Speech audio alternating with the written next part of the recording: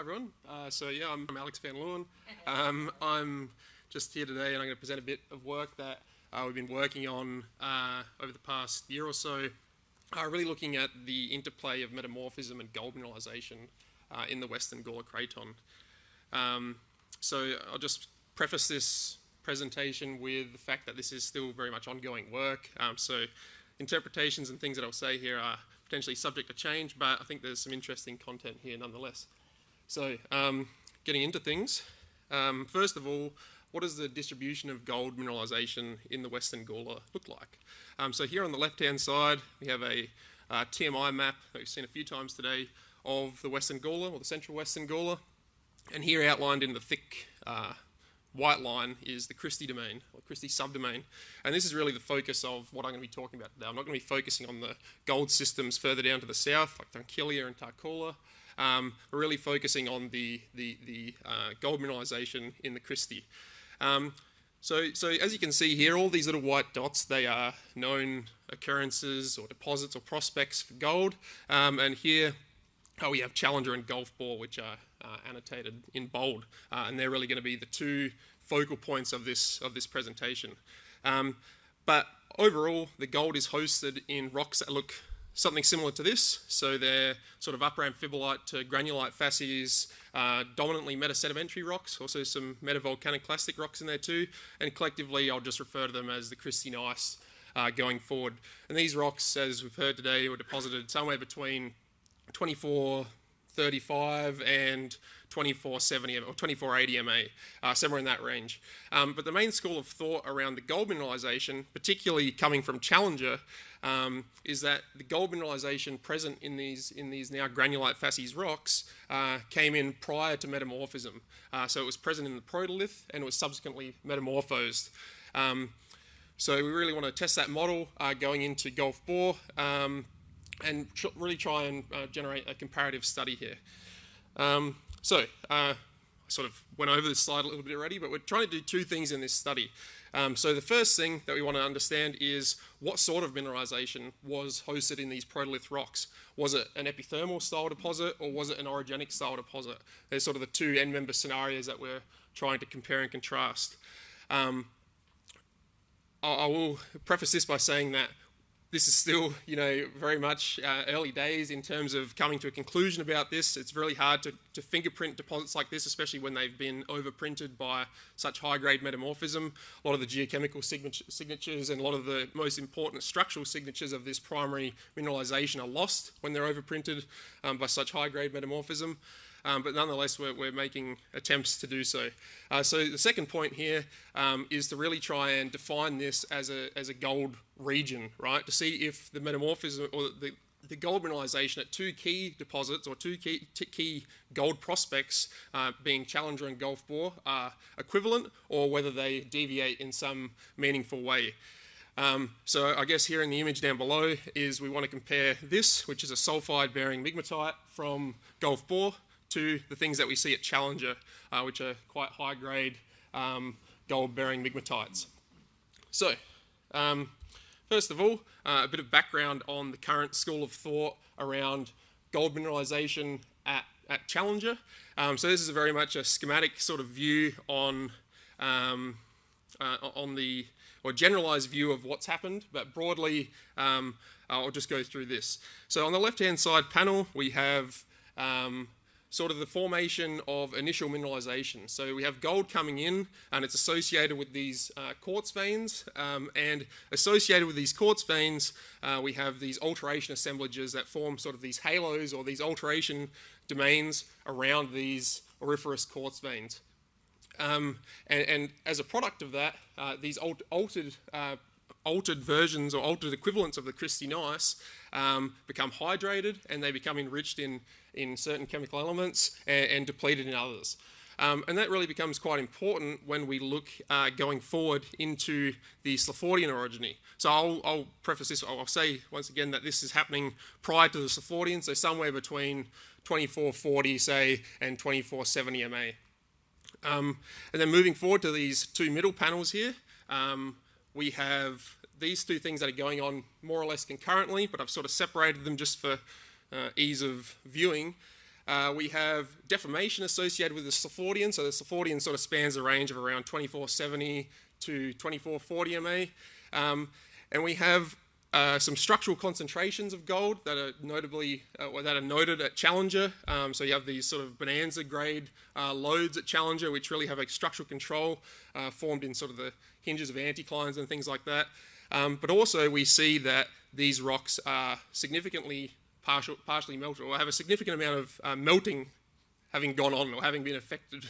They've been affected by a lot of melting, basically. But the interesting thing is, and sort of the misnomer is, that these are typically called migmatic or migmatite gold deposits. But really, the migmatization that happens is really a product of the previous ore forming processes. So you have hydrated alteration assemblages surrounding these gold-bearing quartz veins, and because they're much more hydrous than the surrounding crystalline gneiss, they melt a lot more when they are heated up to temperatures around 850 degrees, which is what sort of the Slifordian reached. So you form these sort of halos, or these sort of really melt-rich domains immediately in the vicinity of the main gold mineralization. And then subsequent to that, sort of post-Slifordian, so sort of post-2440 MA, you have a retrograde alteration of these domains, which is really quite focused in these pre-existing alteration domains, and potentially overprinting metamorphic events. And here is just some images of what the alteration domains look like versus the more barren or unaltered crystalline gneiss. So, we want to compare Gulf Bore to Challenger. So some of the key things straight away that we see is that Gulf Bore, as you can see in this core tray here, is a migmatic unit. It has partially melted. We can see that there are these quite thin sort of leucosomes throughout the deposit. But notably, they're hosted in higher strain rocks. In some portions of the Challenger core, or at Challenger, it's quite hard to follow a foliation, whereas it's really quite well defined at Gulf Bore. There's also been some suggestion that the overall metamorphic grade was slightly lower at Gulf Bore. However, we need to really confirm that with pressure temperature modelling to add some numbers to that, but overall it does look to be somewhat lower metamorphic grade. And I guess the notable difference that we don't see at Challenger is we have these quite significant garnet-bearing leucogranites, or they're almost pegmatitic sort of material that sort of appear to come in quite late to the assemblage, or to the rocks. And another sort of interesting comparison is that they both, the ore shoots, or the ore-bearing domains, sort of have the same orientation. They plunge at northeast at around 60 degrees. So there's quite a few similarities and also quite a few differences between Challenger and Gulf Bore. So focusing a bit more on Gulf Bore. So we know that the sulfides at Challenger are predating the gold-bearing sulfides predate metamorphism. They form as inclusions in peak metamorphic minerals, and other sort of lines of evidence that maybe sulfides have melted as well during granulite facies metamorphism. But here at Gulf Bore, we see quite a different sort of story. When we look at some of these sulfide grains, so here's just sort of a map, a laser ablation map of this area here. It's sort of been flipped 90 degrees, but we see several different sulfides. We see arsenopyrite, which is the main thing associated with gold. We see these veinlets of pyrite, and also we see some sphalerite grains scattered throughout the place. But notably, all of these sulfides, they dissect or they overprint the Slifordian aged fabrics. So you can see in the middle of the screen here, this is a leucosome that's of Slifordian age, and we can also see this biotite defined fabric in the more quartzo-feldspathic domains that are adjacent to these leucosomes. And what's interesting, as I say, is that these sulfides, in here you can see that there's inclusions of the main metamorphic mineral assemblage, there's inclusions of biotite. These veinlets of pyrite, they form at quite high angle, or they're almost perpendicular to the main Slifordian fabrics. So the sulfides here look like they come in quite late, right? So definitely they post-date the main phase of the Slifordian at minimum. So here's just another image that I thought I'd include because it's pretty cool, so why not? So here's quite a detailed chemical map of one of the sulfides, or an arsenopyrite grain from Gulf Bore, and we can see that these sulfides themselves are quite complexly zoned, so potentially sulfide growth occurred in response to multiple pulses of fluid or multiple mineralizing events. And we can also see that gold in these grains is quite heterogeneously distributed. So I guess the real question that we want to answer here is, when were these sulfides deposited or potentially remobilized? So to do that, we need to attempt to date these rocks. So first of all, there's been quite an extensive campaign during GP2 to analyse metasedimentary rocks to collect detrital zircon data, and as a happy coincidence, we collect a lot of metamorphic ages from these rocks as well. And as Claire alluded to in her talk, almost all of the samples across the Mulgathian complex yield some Slifordian aged zircon growth. But notably at Gulf Bore, where we've analysed 3 samples, there's no real signature of the Slifordian. So really at this point, we have no constraints on the age or the timing of the Slifordian or any subsequent metamorphism that occurred to this deposit or to this prospect. So luckily, there are other minerals that we can date. So there's quite a good framework, especially for the Slifordian orogeny that's built out more regionally, particularly at Challenger and other more peripheral regions to Gulf Bore. And they use monazite to construct a sort of petrochronological model for the evolution of the Slifordian. And the main takeaways are that peak metamorphism and crustal melting occur somewhere between 2470 and 2460 MA. And then final melt crystallization and cooling through the solidus occurs somewhere around 2440 MA. So we have this window of around 2470 to 2460 MA that is, I guess, the Slifordian proper. So using this existing framework, we wanted to see if we can analyse some monazite from Gulf Bore and if we can see if we can fit this into the framework or if it is totally different. So doing that, we first analysed some monazite from Challenger just to sort of generate a baseline, and we can see that we have these dark, high rare earth cores of monazite that are mantled by these brighter, heavy rare earth depleted or poor rims, and they replicate sort of this main model from the previous slide. They have these older cores around 2460 and these younger rims at around 2440. So that's nice, that worked well. Applying that to Gulf Bore, here we can see some more backscatter images of some of these monazite grains. We can see these kind of quite patchy or quite irregular cores or dark domains, which also have high heavy rare earth signatures, and they're plot along quite distinct, or not quite distinct, but distinct enough Discordia that yields an upper intercept age of around 2460 MA. And while these larger sort of mantling overgrowths, they yield an age of around 2440 MA. So that's good. So as far as the Slifordian orogeny goes, the rocks from Gulf Bore fit the framework, and they don't really diverge too much from what's currently known. But they were definitely metamorphosed during the Slifordian, so that's good. So following on, we dated a whole bunch of samples from Gulf Bore, and a few samples yield things like this, or one in particular, and that has this really quite young upper intercept age. There's quite a lot of spread along this Discordia. They've lost a lot of lead.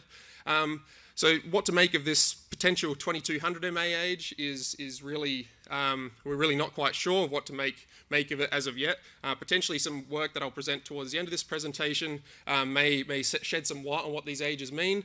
But the important thing here is we have hints of the Kimban age, so around 1730, something around that age.